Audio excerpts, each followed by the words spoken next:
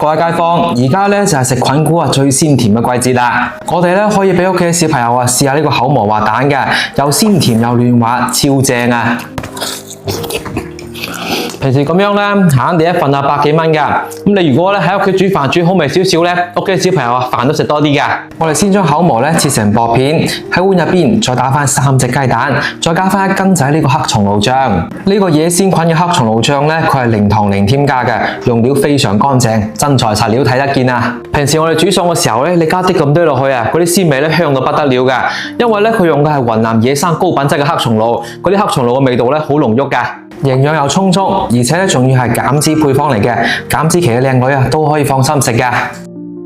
我哋將佢攪勻打散先，油熱之後咧加啲口磨入去。我哋先將啲口磨炒到表面咧有少少啲焦黃，聞到香味。跟住咧再淋翻啲雞蛋液入去，揾隻鏟輕輕咁推佢，等啲蛋液咧慢慢咁凝固就可以啦。最後灑翻少少蔥花咧就可以出鑊啦。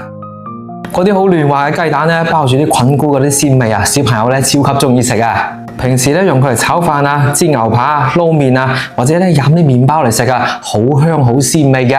經常喺屋企煮飯啊，想俾屋企人食翻啲好啲、健康啲嘅調味料嘅街坊咧，今次呢個真材實料黑松露啊，快啲拍翻單啦！我將佢放喺視頻下咗下個啦。